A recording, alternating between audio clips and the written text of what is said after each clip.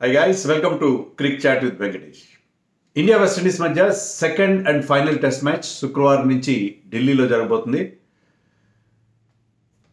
Easy to say that India will dominate this test match also. ఎలాంటి ఇబ్బంది లేకుండా cake walk లాగా ఏదో సరదాగా సాయంత్రం షికార్కి వెళ్ళినట్టుగా ఇండియా మ్యాచ్ గెలిచేస్తుందని చెప్పి మనం ముందుగానే ఊహించవచ్చు. అంటే మన టీం చాలా స్ట్రాంగ్గా ఉందని కాదు, మన అపోజిషన్ చాలా వీక్గా ఉంది. చాలా అంటే చాలా వీక్గా ఉంది.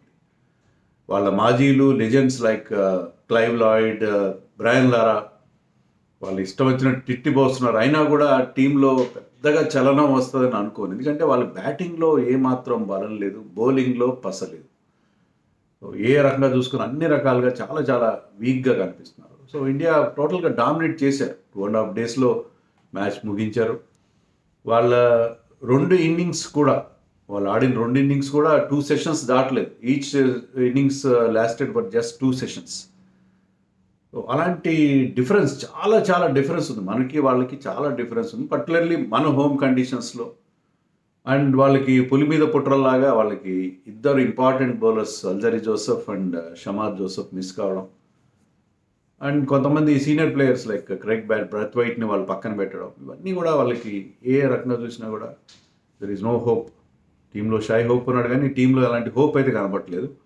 ఐ థింక్ ఈ మ్యాచ్లో కూడా ఇండియా డామినేట్ చేస్తారు. బట్ ఇండియా ఏంటంటే కొన్ని ఇష్యూస్ని వాళ్ళు సార్ట్అవుట్ చేసుకోవాల్సిన అవసరం ఉంది. ముఖ్యంగా సాయి సుదర్శన్ మీద ఫోకస్ ఉంది. సాయి సుదర్శన్ 4 టెస్ట్ మ్యాచ్లు ఆడాడు, 21 యావరేజ్ ఉంది ఇప్పటివరకు. ఒకే ఒక 50 ఉంది, 2 30s ఉన్నాయి. So he is not justifying his place. Number 3లో ఆడుతూ లాస్ట్ టెస్ట్ మ్యాచ్లో అహ్మదాబాద్లో ఈ సిరీస్లో జరిగిన మొదటి టెస్ట్ మ్యాచ్లో అందరూ మన బ్యాట్స్మెన్ అందరూ పండుగ చేసుకున్నారు ఎక్సెప్ట్ సాయి సుదర్శన్. అవకాశాన్ని ఉపయోగించుకోవాలి కదా. Home test match against week bowling attack. సరే, ఒక ఇన్నింగ్స్ మీద జడ్జ్ చేయడం కరెక్ట్ కాదు. శుభ్మన్ గిల్ కూడా ప్రెస్ మీట్లో అదే చెప్పాడు. సాయి సుదర్శన్ గురించి క్వశ్చన్ రైజ్ చేశారు.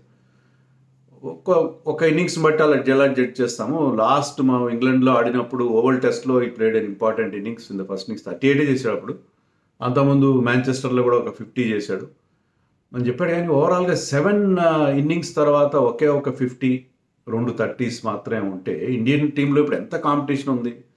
దేవదత్ పడిక్కల్ ఉన్నాడు waiting again left hander. Padikkal అనే కాదు, ఇప్పుడు మీరు చూడండి రిషబ్ పంత్ సౌత్ ఆఫ్రికాతో నెక్స్ట్ జరగబోయే సిరీస్కి ఫిట్ అవుతాడు, టెస్ట్ సిరీస్కి. సో రిషబ్ పంత్ టీంలోకి వస్తే ధ్రువ్ జురెల్ సంగతి ఏంటి? ధ్రువ్ జురెల్ సెంచరీ చేశాడు, బాగా మంచి బ్యాటింగ్ చేస్తున్నాడు. So Dhruv Jurel can bat as a specialist batter. Number 3లో అతను ఆడే అవకాశం కూడా ఉంటుంది. సో అలాంటప్పుడు he has to cement his place in the team. అతనికి లాంగ్ రన్ ఇస్తున్నారు. కరుణ్ నాయర్ విషయంలో మనం చూసిన కరుణ్ నాయర్ కూడా అవకాశాలు ఇచ్చారు 4 టెస్ట్ మ్యాచ్లు. మళ్ళీ ఆ 4 టెస్ట్ మ్యాచ్లు ప్రూవ్ చేసుకోలేకపోయాడు. Is out of the reckoning. మరి సాయి కూడా ఈ అవకాశాన్ని ఉపయోగించుకోవాలి. నవ్ ఆర్ నెవర్ అన్నట్టుగానే అనిపిస్తుంది అతనికి. సో ఫోకస్ అంతా అతని మీదే ఉంటుంది. అండ్ ఫోకస్ నితీష్ కుమార్ రెడ్డి మీద కూడా ఉంటుంది. నితీష్ కుమార్ రెడ్డి ఏం తప్పేం చేయలేదు పాప. 4 ఓవర్లో బౌలింగ్ ఇచ్చారు. Head not much to do. ఒక మంచి ఎక్సలెంట్ క్యాచ్ కూడా పట్టాడు. Is a very good fielder. Fielding ability అది కూడా అతనికి పెద్ద ప్లస్ పాయింట్ అవుతుంది. బట్ బ్యాటింగ్ రాలేదు. ఇండియా 448 for 5 అంతా డిక్లేర్ చేశారు. ఓవర్ నైట్ స్కోర్గా డిక్లేర్ చేశారు. అది అవసరం లేదు కదా. They should have batted long. And ఎందుకంటే నితీష్ కుమార్ రెడ్డి ఒక్కడే కాదు, మన టైలెండర్స్ కూడా వాళ్ళ బ్యాటింగ్ కూడా టెస్ట్ చేసుకుంటే బాగుండేది. అంత అర్జెంటుగా టెస్ట్ మ్యాచ్ 2.5 రోజుల్లో ముగించాల్సిన అవసరం ఏముంది? వాళ్ళు ఆడి ఉండాల్సింది, మ్యాచ్ని కంటిన్యూ చేసి ఉండాల్సి. కానీ అర్జెంటుగా డిక్లేర్ చేశారు. నితీష్ కుమార్ రెడ్డికి అవకాశం ఇవ్వాలి కదా. అదే ఇప్పుడు ప్రెస్ మీట్లో కూడా అదే చెప్పాడు శుభ్మన్ గిల్. నితీష్ కుమార్ రెడ్డి మాకు బయట 10-15 ఓవర్స్ వేయగలడు, ఒక సీమ్ బౌలింగ్ ఆప్షన్ ఇస్తారు మాకు. కానీ అతన్ని బయట దేశాల్లో ఓవర్సీస్లో ఆడిస్తే అలా కుదురుతుంది, హోమ్లో కూడా ఆడించాలి. మరి హోమ్లో ఆడించినప్పుడు should give him batting ability. Is a batting allrounder, is not a bowling allrounder. మరి బ్యాటింగ్ ఆల్రౌండర్ బ్యాటింగ్ ఇవ్వాలి. And Washington Sundar batted ahead of him. కానీ శుభ్మన్ గిల్ అదే అన్నాడు, మేము అతన్ని ముందు కూడా పంపించే అవకాశం. So Nitish Kumar Reddy can bat higher up with the order అని అనిపిస్తుంది. He can bat at number 5 also. Number 5లో ఆడే అవకాశం కూడా ఉంది. అతనికి అవకాశం ఇస్తారు ఈ టెస్ట్ మ్యాచ్లో. Will definitely see Nitish batting in much. అంటే నెంబర్ 7లో నెంబర్ 8లో కాదు, నెంబర్ 5లో కానీ 6లో కానీ 7లో కానీ ఆడే అవకాశం అతనికి కనిపిస్తుంది. 5లో కానీ 6లో కానీ ఆడే అవకాశం కనిపిస్తుంది. సో నితీష్ కుమార్ రెడ్డికి బ్యాటింగ్ గేమ్ టైం కావాలి. సో అది ఇక్కడ లభించే అవకాశం మనకు ఉంది. ఎందుకంటే అతను బయట వెళ్ళినప్పుడు మన ఇంపార్టెంట్ మెంబర్. ఎందుకంటే అతను we can give you couple of overs and good spell bowling, particularly in helpful conditions. SENA కంట్రీస్లో చాలా యూస్ఫుల్ బౌలర్ అవుతారు కాబట్టి అతను ఇప్పటి నుంచి గ్రూమ్ చేసుకోవాలి కదా. సో వీళ్ళిద్దరి మీద ఫోకస్ ఉంటుంది. ఇండియన్ టీంలో ఎలాంటి మార్పులు ఉండే పరిస్థితి లేదు. ఎందుకు చేయాలి మార్పులు, ఎందుకు చేయాలి? మరి ఢిల్లీలో కొంచెం స్పిన్నర్స్కి హెల్ప్ ఉంటుంది. Axar Patel no need. Nitish Kumar Reddy will continue the team. Extra స్పిన్నర్ని ఆడించుకోవాలి. 4 స్పిన్నర్స్ మీకు అవసరం ఉండే పరిస్థితి, ఎలాంటి పరిస్థితి ఉండదు ఎంత టర్నింగ్ ట్రాక్ అయినా కూడా. సో సేమ్ టీంతో వెళ్తారు. వెస్టిండీస్ టీంలో ఒక మార్పు, ఏదో సమ్ జడేష్ షీల్స్ ఏదో ఒక, నాకు పేరు కూడా గుర్తులేదు, లెఫ్ట్ ఆర్మ్ సీమర్ని తీసుకొస్తారు. లాస్ట్ మ్యాచ్లో ఆడిన అతని పేరు కూడా గుర్తులేదు నాకు. సెకండ్ సీమ్ బౌలర్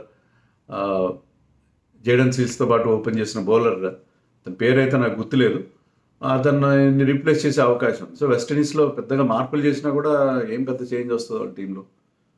అలానే మనం పూర్తిగా వాళ్ళని తక్కువగా అంచనా వేస్తున్నామని కాదు.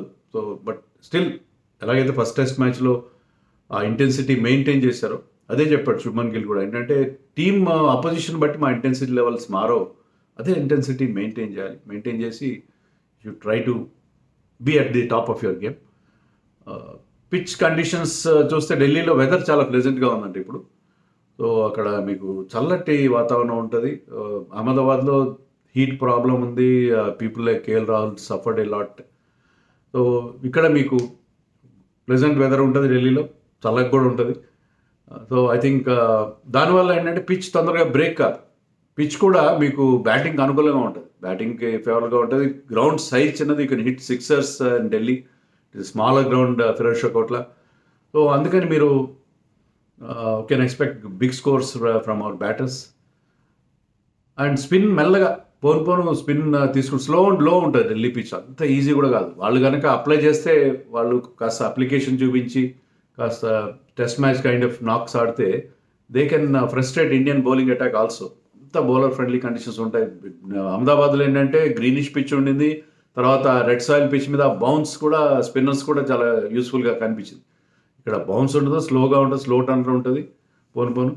సో ఇక్కడ అంత ఈజీగా వాళ్ళని అవుట్ చేయడం, 2 సెషన్లో అవుట్ చేయడం అంత ఈజీ కాకపోవచ్చు. బట్ ఇండియా ఈ ఆపర్చునిటీ ఉపయోగించుకోవాలి. సాయి సుదర్శన్ కానీ మిగతా బ్యాటింగ్, శుభ్మన్ గిల్ కూడా అతని బ్యాటింగ్ యావరేజ్ ఇంప్రూవ్ చేసుకోవాలి కదా. ఇలాంటి చిన్న టీమ్స్తో ఆడుతున్నప్పుడు మీరు బ్యాటింగ్ యావరేజ్ ఇంప్రూవ్ చేసుకోవడానికి ట్రై చేస్తారు. సో అది చేయాల్సిన అవసరం. And we'll expect another wonderful knock from KL Rahul. KL Rahul ఇప్పుడు తన ఫామ్ని కంటిన్యూ చేయాలి. తను ఒక కన్సిస్టెంట్ రన్ ఎలా అయితే ఇంగ్లాండ్లో చూపించాడో 500+ రన్స్ చేసి, ఇక్కడ కూడా అదే కన్సిస్టెంట్గా ఆడుతూ పోతే, ముఖ్యంగా అతని డొమెస్టిక్ అంటే ఇండియాలో హోమ్ టెస్ట్లో రికార్డ్ ఇంప్రూవ్ చేసుకుంటే బాగుంటుంది. జైస్వాల్ కూడా he missed out, he could not get a big score last time. So Jaiswal also తను we know his hunger for runs. So Jaiswal కానీ, Nitish Reddy, Sai Sudarshan, they should be among the runs. మిగతా వాళ్ళు ఎలాగూ రన్స్ చేశారు లాస్ట్ టెస్ట్ మ్యాచ్లో, అదే కంటిన్యూ చేయాలి.